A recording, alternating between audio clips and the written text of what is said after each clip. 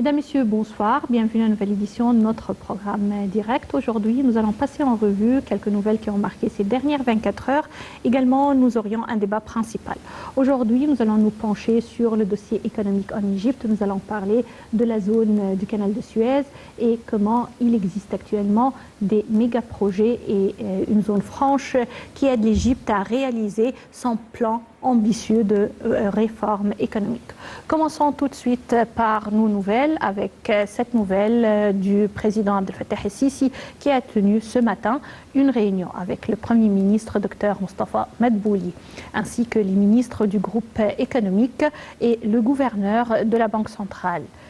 Et la rencontre a porté sur des dossiers d'ordre national concernant le volet économique. C'est ce qu'a déclaré le porte-parole de la présidence, l'ambassadeur Bassem Radi. Également, le président palestinien Mahmoud Abbas est arrivé au Caire pour une visite officielle afin de discuter des derniers développements aux territoires palestiniens occupés. Outre les moyens d'exhorter l'administration américaine à tenir ses promesses concernant le dossier du processus de paix, Abbas doit également examiner au cours de cette visite les efforts égyptiens afin de réaliser la réconciliation palestinienne.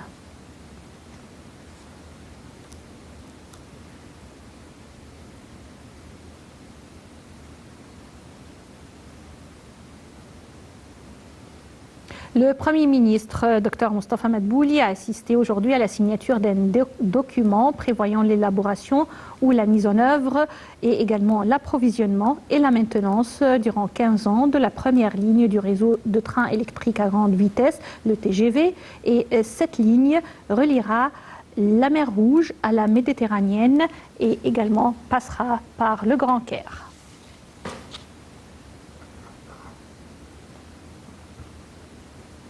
Le porte-parole militaire Gharib Abdel Hafez a annoncé que l'exercice militaire conjoint égypto-américain Bright Star 2021, étoile brillante, doit commencer demain et va continuer jusqu'au 17 septembre sur la base militaire de Mohamed Naguib et les zones d'exercice militaire à la mer Méditerranéenne. Les manœuvres comprendront des opérations terrestres, aériennes et navales avec la participation des forces armées de l'Égypte, des États-Unis, de la Grèce, de la Jordanie, de la Grande-Bretagne, de l'Arabie Saoudite, des Émirats Arabes Unis, de l'Italie et de la France. Des invitations ont été adressées à un nombre de pays pour participer en tant qu'observateurs aux manœuvres dont le Liban, le Rwanda, l'Irak, le Pakistan, l'Inde, le Kenya, la Tanzanie, l'Ouganda, le Tchad, le Djibouti, Mali, l'Afrique du Sud, le Niger, le Sénégal et également le Canada.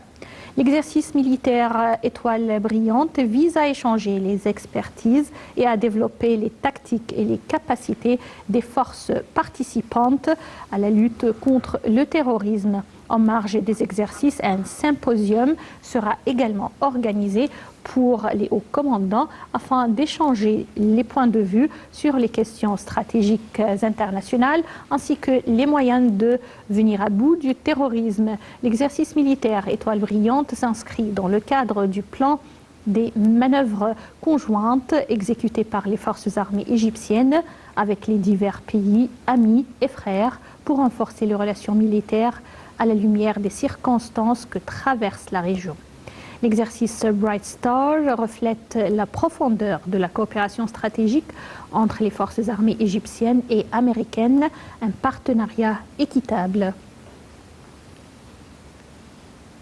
Passons maintenant à nos commentaires. Le président Abdel Fattah el-Sisi s'est réuni le 22 août dernier avec le Premier ministre Dr Mostafa Madbouli, le président de l'autorité du canal de Suez, le lieutenant général Oussama Rabia, le chef de l'autorité générale de la zone économique du canal de Suez, l'ingénieur Mohamed Yahya Zaki et le chef de l'autorité de génie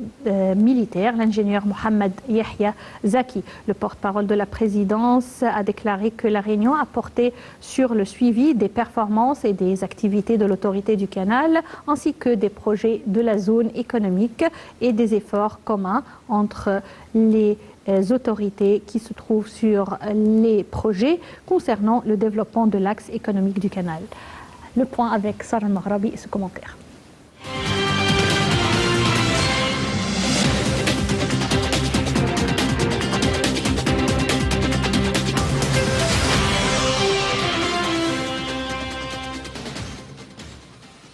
Lors de la réunion, le président Abdel Fattah el-Sisi a été informé des taux de navigation dans le canal de Suez où le lieutenant général Oussama Rabia a passé en revue les indicateurs globaux de l'activité du canal depuis le début de cette année jusqu'à maintenant, y compris les rendements, le nombre de navires en transit et le volume des marchandises et de frais qui a enregistré des taux d'augmentation remarquables par rapport à la même période de l'année dernière. Le président de l'autorité du canal de Suez a également présenté les efforts d'appui aux capacités et de développement des cadres humains, ainsi que les axes de développement du secteur sud du cours de navigation du canal de Suez, en plus des efforts de l'autorité pour développer sa flotte maritime, ses dragues et ses remorqueurs, ainsi que les efforts de l'autorité en matière de dragage, notamment le développement et la restauration de l'efficacité des lacs. À cet égard, le président Sisi a dirigé la poursuite des projets de l'autorité dans le cadre de sa stratégie d'aménagement du canal de Suez,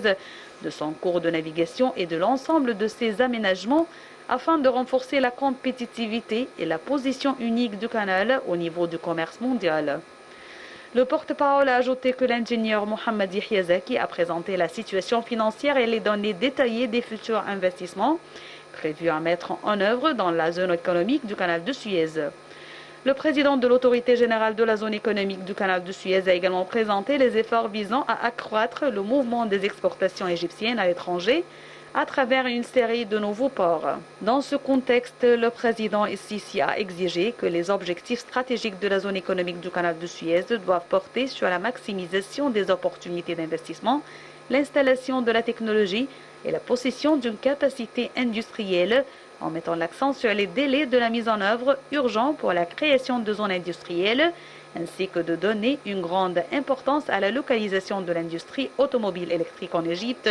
et des industries qui l'alimentent au sein de la zone économique du canal de Suez.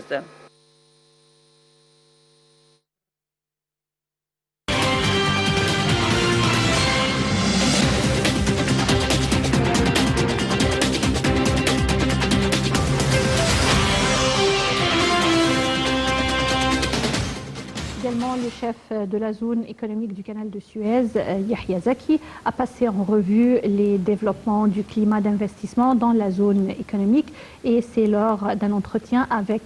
40 ambassadeurs égyptiens envoyés en mission diplomatique à l'étranger avant d'entamer leur mission. Le point.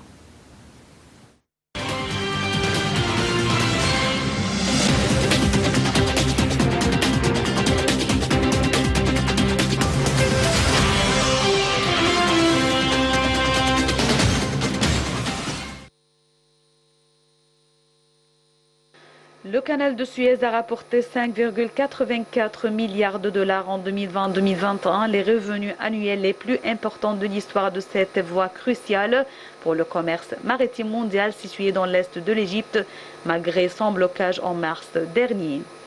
Malgré les différents défis, les recettes du canal de Suez ont connu une hausse considérablement durant l'année fiscale 2020-2021, passant à 5,84 milliards de dollars contre 5,72 milliards de dollars en 2019-2020, ce qui représente une augmentation de 2,2%. C'est ce qu'a indiqué dans un communiqué le président de l'autorité du canal de Suez, Oussama Rabia.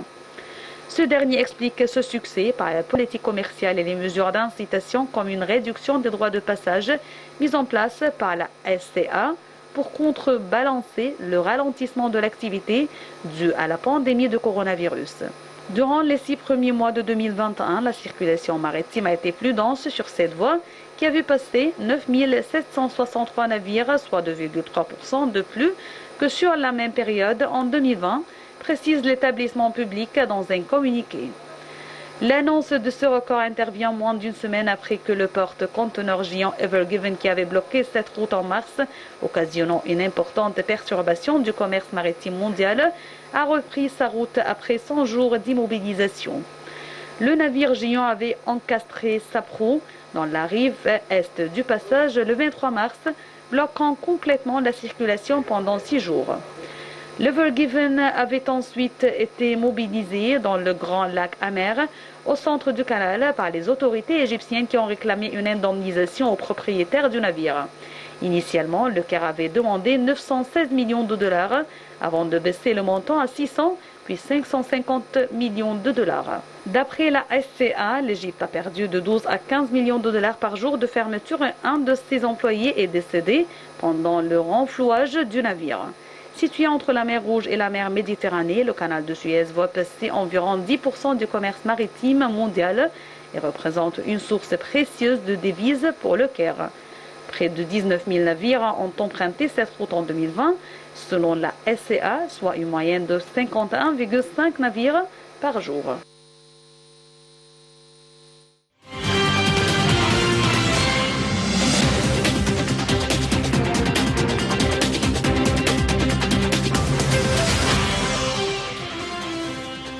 Comme on a vu, le canal de Suez a rapporté 5,84 milliards de dollars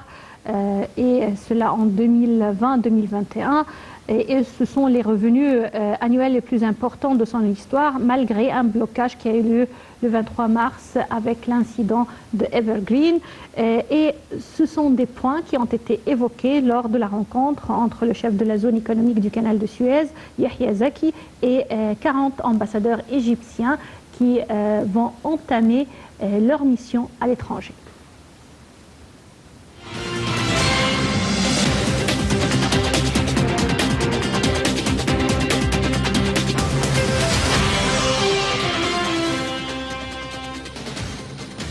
Le chef de la zone économique du canal de Suez, Yahya Zaki, a étalé les travaux d'infrastructure et de services mis en place pendant les 5 dernières années en sus des tunnels reliant l'est et l'ouest du canal, les opportunités d'investissement disponibles, les secteurs industriels ciblés, surtout à Ain Sokhna et à l'est de Port Saïd, qui connaît la mise en œuvre de gigantesques projets pour localiser les industries et subvenir aux besoins des marchés locaux et régionaux.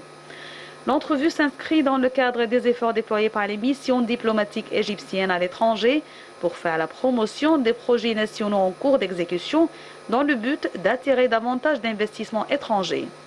Le chef de la zone économique du canal de Suez, Yahya Zaki, a affirmé que la dernière période était très importante dans la promotion des services de la zone, ajoutant que l'État œuvrait pour la développer afin de devenir une zone intégrée pour l'attraction des investissements.